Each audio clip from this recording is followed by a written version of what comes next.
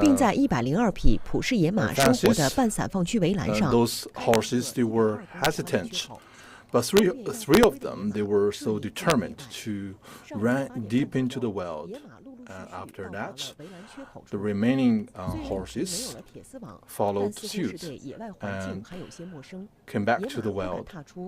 We have released 19 horses in 4 batches, 3 in the first batch, 5 in the second batch, 9 in the third batch, and 2 in the last batch. Altogether, we have released 19 wild horses into the wild. And this is one of the most commonly seen species of wild horses in the whole world. This year, Dunhuang West Lake National Nature Reserves have the plan of release 45 into the wild. And to this day, we have more than 200 wild horses living in this part of the country. I'm a journalist with China Media Group. First, let's take a look at the natural environment here. We have Gobi Desert, which looks pretty bleak and barren, and far into the distance, you can see some green coverage. So this is the West Lake National Nature Reserve at Dunhuang of Gansu Province. It is exactly because of this unique natural conditions that this place is inhabited by a large variety of species, and we have 16 horses, wild horses living here, and yesterday 19 of them actually were released into the wild, into the Gobi grassland.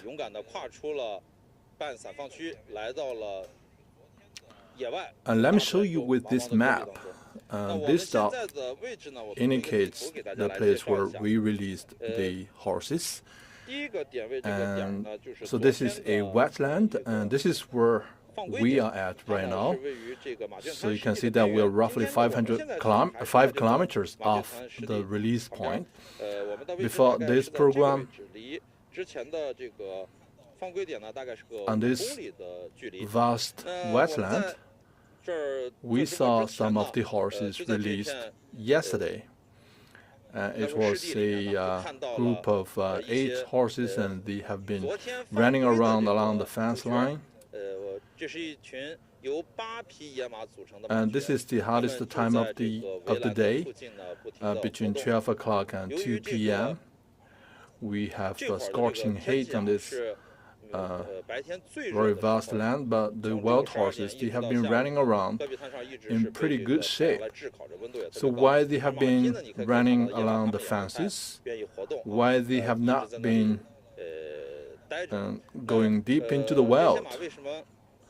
So we have Professor Fu from Beijing University of Forestry, and he will give us more introduction about this phenomenon. Good afternoon to all the viewers. So, Professor Fu is very experienced in this kind of study. So, how many years have you been studying wild horses? 20 years. So from 20 years ago, we have actually introduced this species from overseas. So 20 years ago, we first released that in a national nature reserve in Xinjiang Uyghur Autonomous Region. After that, we have been monitoring and following the activities of this particular wild horse species. So yesterday, it was the first wild horse released in Gansu province. Yesterday, when I was writing the story, and you have been teaching classrooms, you have been spreading knowledge amongst people who were not well educated in this particular field. Tell us the difference between hard and soft release. According to IUCN,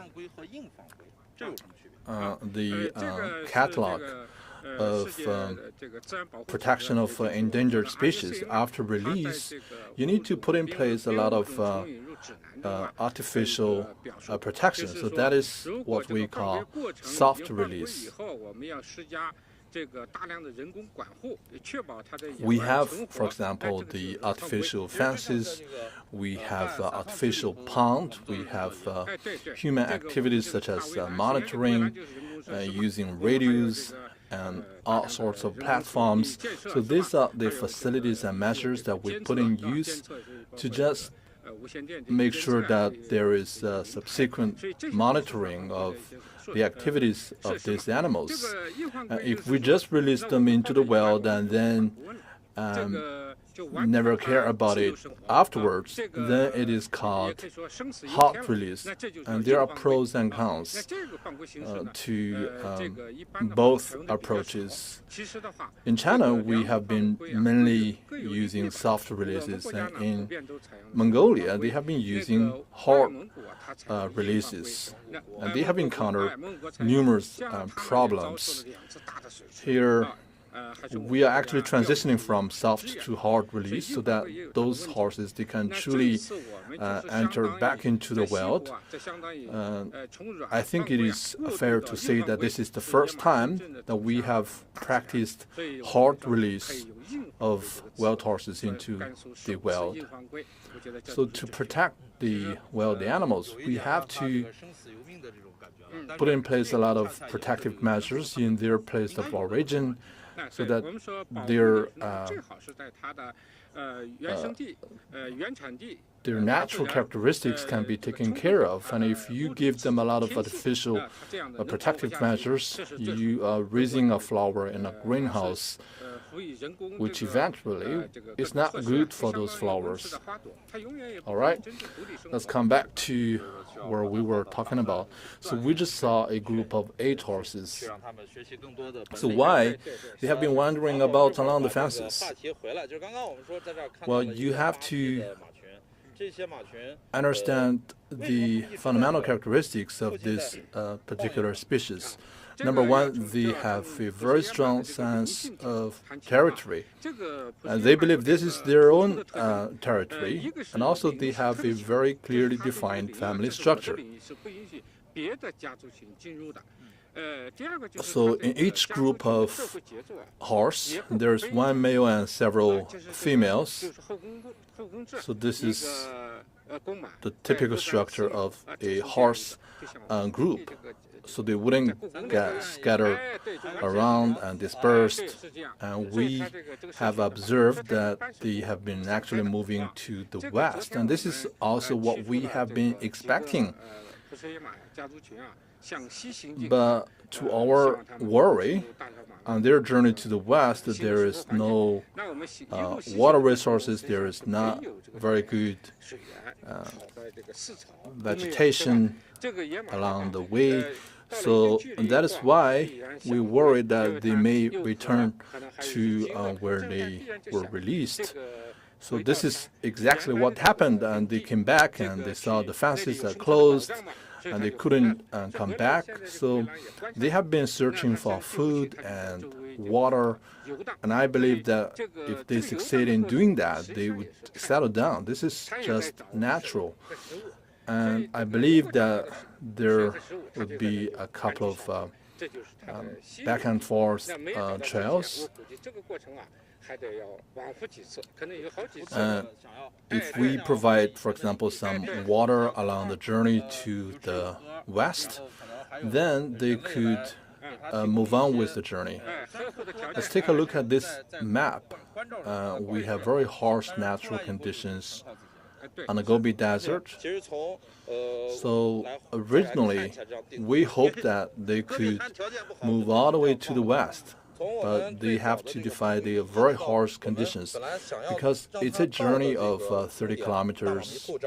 It's Gobi Desert with a very scarce vegetation, but they have to rely on some water resources. When they are running to the west, they get very thirsty and they would they would rely on some water resources. For human beings, we can carry the water with us, but for horses, they have to come back to the water resource where they know it is there. So that is why there would be a lot of trails and back and forth for the journey. So we have actually attached some electronic band along on the legs of the horse, so we know exactly where they are. So that's how we know that there is a group of 8 horses. So would they stay here for a very long time? So Professor Fu, let's come into this side, and this is actually a video that we took using a drone. On the Gobi Desert, we have very bad signal, so it doesn't work to use a traditional SIM card offered by traditional telecommunication services. So we have a couple of spots where there is no video connection, so that is why we have to use some new gears. And may I show you the gears that we're using inside the van? And maybe Professor, can you move around? So he's going to show us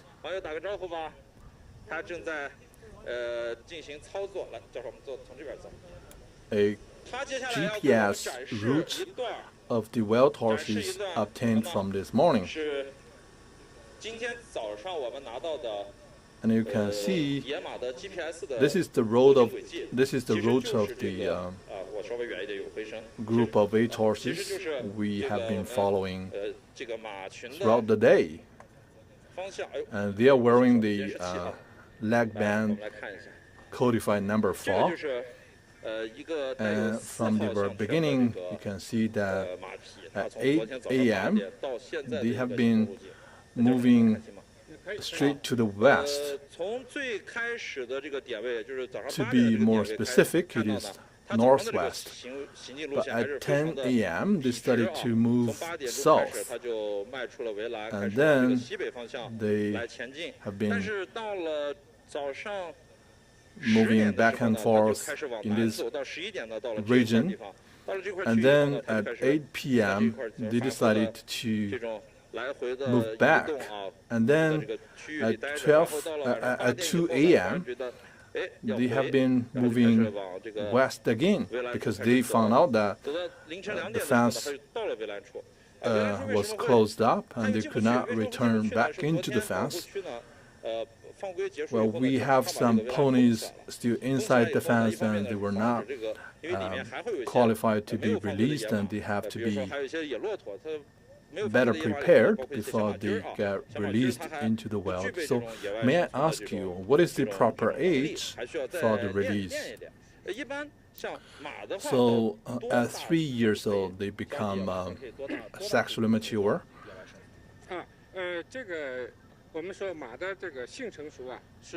So normally at above 2 years old, the head of the group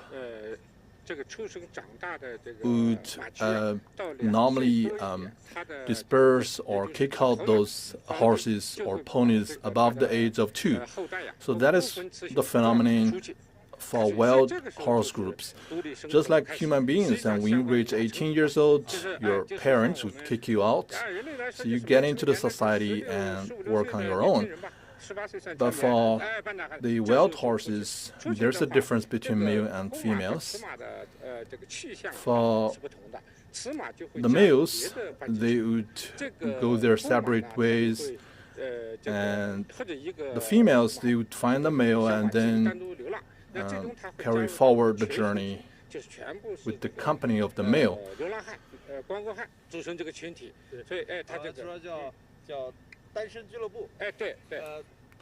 So those male horses, before they find their mate, they can never form a group of the horse. So they would go their separate ways on their own, and so there are different consequences, of course. And if you cannot find your mate, you would end up wandering about in the vast grassland. So when they become in a panic at the age of more than 2 years old,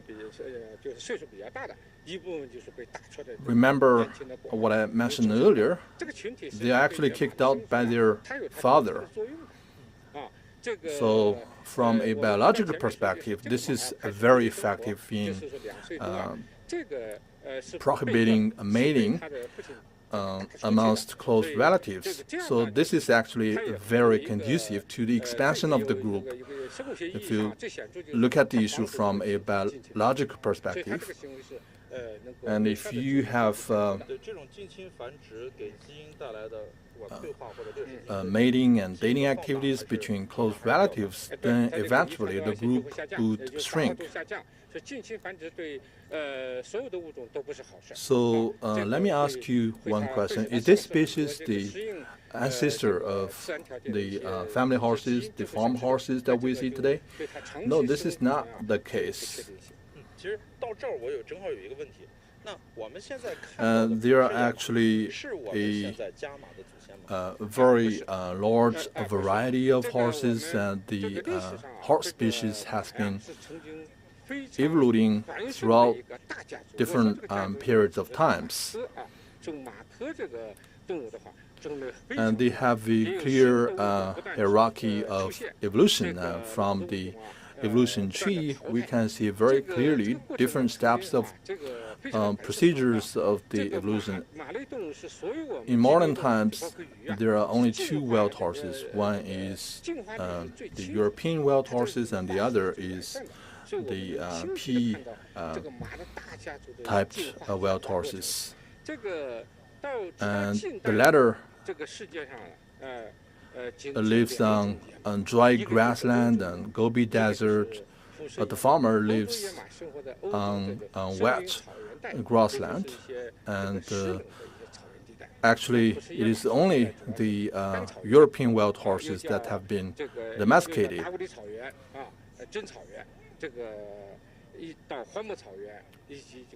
All the family horses in the world, they can fall into different categories and species. Some of them have been domesticated and trained into very short horses. There is a wide variety of horses, but they share one general ancestor. And there's the drastic difference in their physical characteristics, their hairs, their height, their legs, their speed.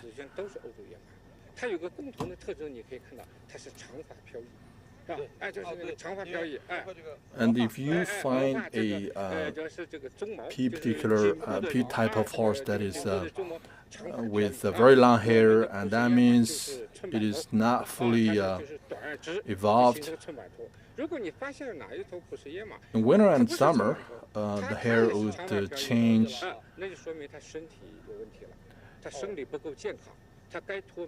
In the end of the 19th century, the European wild horse extinguished, but their descendants, the family horse, survived the evolution. And the P-type of horse was rediscovered more than 100 years ago. So to this day, and this is the only real sense wild horse that is existing on this planet. So from this sense, you can see that there is a big difference. And so the family horse and the European wild horse, they are actually quite different, although biologically they were hierarchical throughout different periods of history. But technically speaking, they're two different types of horses. In Tibet, there are different cows. For example, there are wild yaks come into the farmhouse of Tibetans, and then they give birth to different yaks. And over time, they become quite different from their ancestors. So this is a similar case going on in a group of horses.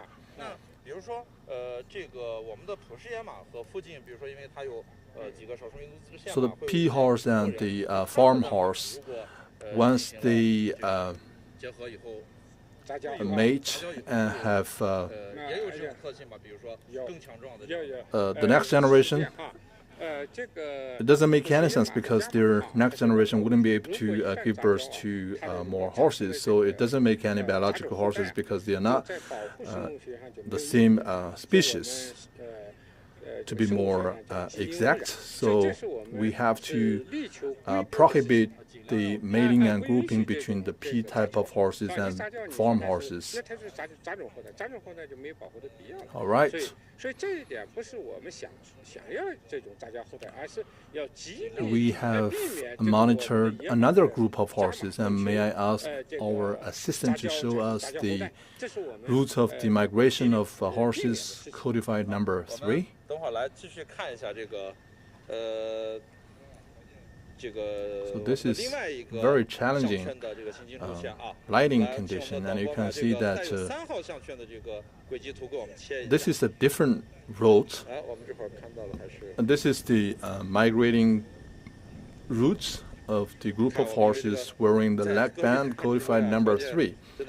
From 8 a.m. yesterday, they have been moving to the west, and by noon yesterday, they stopped for a while, and before 4 p.m., they have been moving around in a very small area.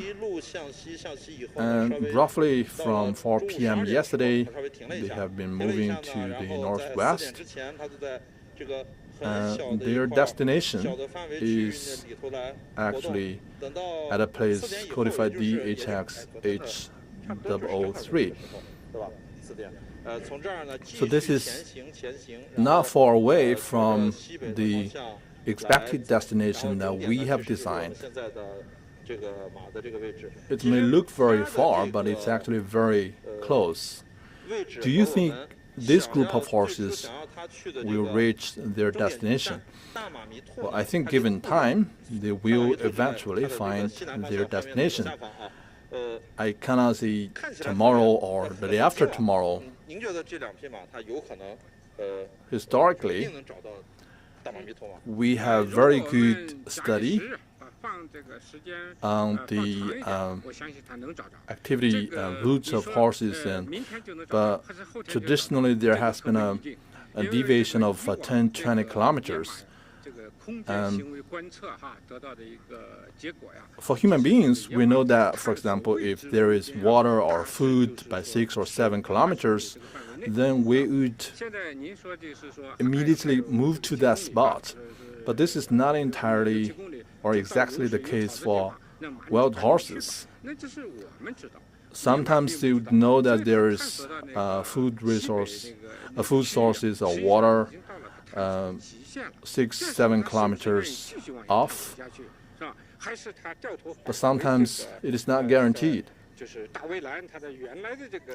The group of horses codified number 4, they have been moving south after moving to the west. Why? Nobody knows.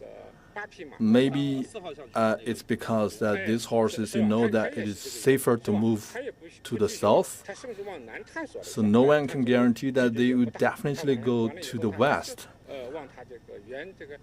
So we saw the route of the group of horses codified number 3 and number 4, and you can see that there is a drastic difference. The group codified number 3, they have been moving all the way to the west, but for the group codified 4, they have been wandering about, they have been doing a lot of trails. So I think this is just like human beings. Some of them are very progressive, some are very conservative. In a study of animals, we also use the word characteristic or personality. different animals, they have different characteristics. They have different behavioral characteristics. Some of them are bold, some are ambitious, some are very gentle, some are very some have very bad tempers. So it's just like human beings. Some can endure very long distance of running, and some can easily get exhausted. Mentally, biologically, and physically, there are different characteristics amongst the different horses. And because of such difference, there is difference in the way they explore the nature and the ambient environment. Some of them are very conservative. They stopped moving to the west because they worry that there might be danger ahead of the journey, or maybe they believe that it is safer to move south. So it's pretty random. It is a result of your characteristics. So from the satellite image to the west of their journey, there is a very large area of wetland and grassland. If they are very good at exploration and taking adventures, they will easily reach that spot.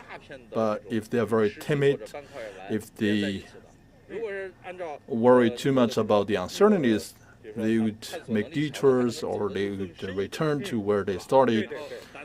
But if they can see with their own eyes that there is very reliable water and food sources, then they would definitely go to the west. So it depends on their judgment, their own sensing capability.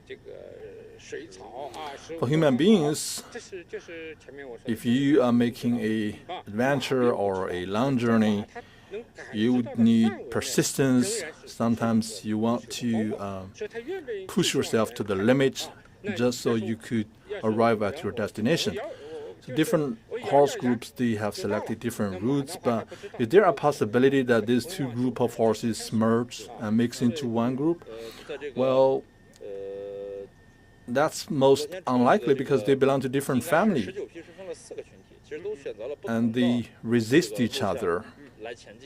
And they would keep a distance between the two different groups because once they meet, they're going to fight, and the losers, they would be kicked out of the competition, and those who survive the race or the fight would become part of the new group. But that is most unlikely because they are two different families. They have different family structure and societal structures, and it's very hierarchical. So it's just like the lines that we see in the animal world. And the winner takes all, and the losers, they get kicked out of the race. So it's very fierce. And if you lose the battle, you would very likely end up joining another group.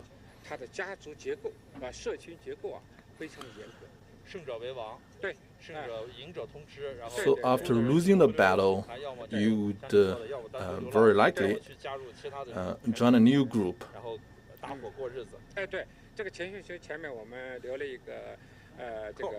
So if the throne is overturned, then you would become an ordinary member of a new group. And if you are a new member or young member of the horse,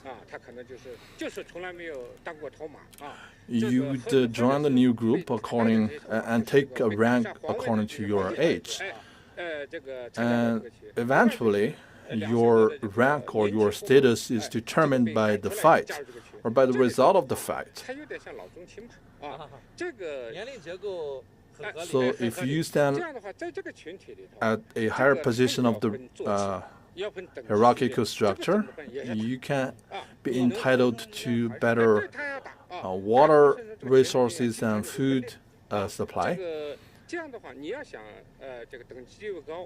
If you are the leader of the group, you will end up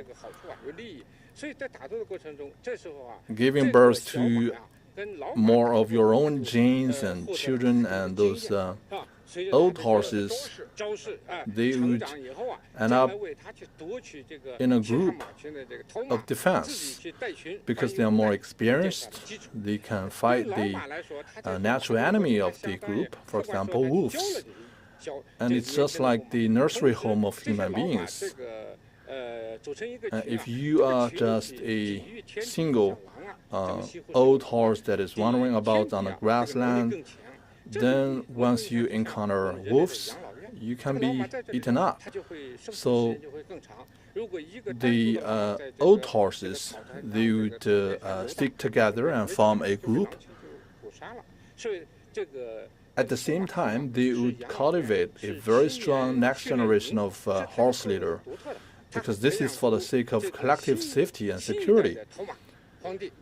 So it's just like the nursery home of human beings, and there is a biological significance for old horses clinging together, because by sticking together, they can be collectively stronger. Whenever there's a division, this is oftentimes the result of infights within the group.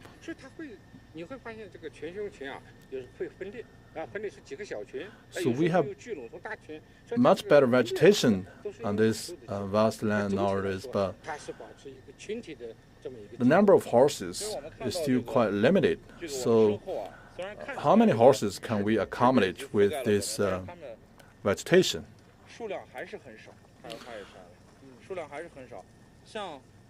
Well, it all depends on how many water sources you have on this area.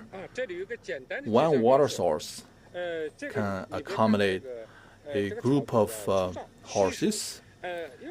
And when the water pond or source is controlled by one group of horse, then it will be controlled and possessed by this single group of horses. They would resist the other group of horses.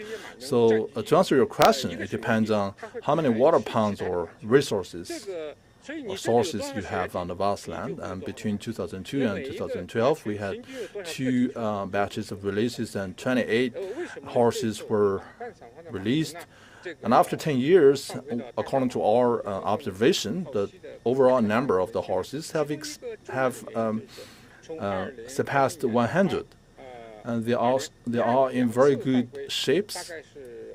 And this one group of horses, they have been actually expanded into 10 families, and afterwards there would be infights, there would be strugglings for water sources, and then the overall structure would become unstable. So that is what we have been doing, release of wild horses. And so once they are on their own, they can go search for water sources on their own. And if they can succeed in doing that, the overall number of wild horses can expand over the passage of time.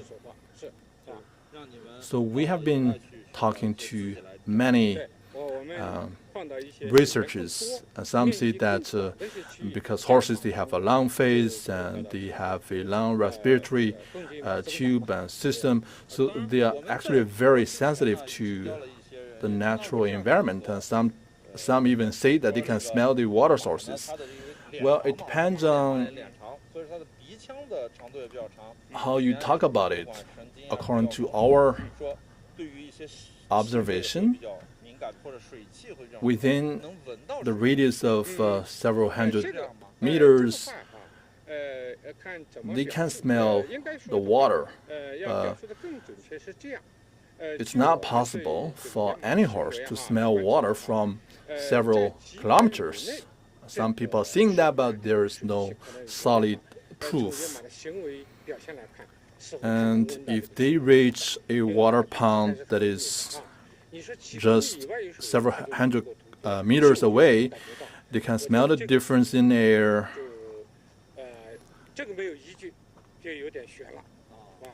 And they would search around and they would try all the different directions.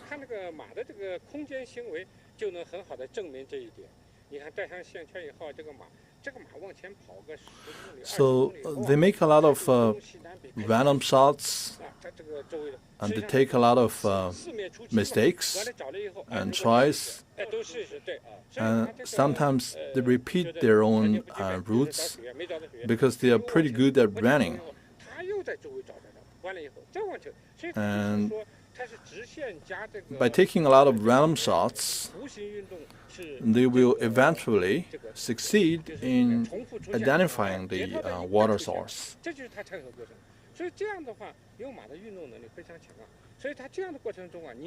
So because they are a group of several horses, they can dramatically expand the winning rate of adventures.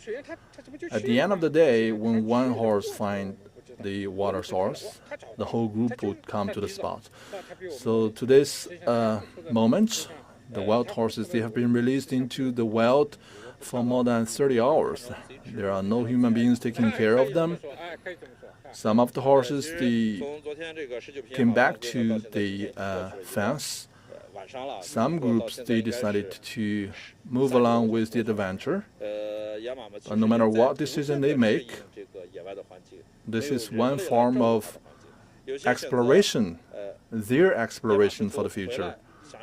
So this is also a journey of discovery, both on the side of horses and on the side of human beings, because we are gaining knowledge on this group of animals. And let's hope that this batch of 19 horses, they can find their new home, they can find green grass and lucid water, and they can succeed in their adventures in the wild, and we will keep an eye on those horses. So thank you very much, Professor Fu Zhefu. Thank you for introducing the knowledge of wild horses. So Professor Fu is the supervisor of PhD students, so this is truly a rare opportunity. All right, dear viewers, this is the end of today's program. Let's take another look at this barren and limitless vast land of grass. 好的，亲爱的网友，我们今天的直播呢就到这儿吧。来，再看看这片广袤的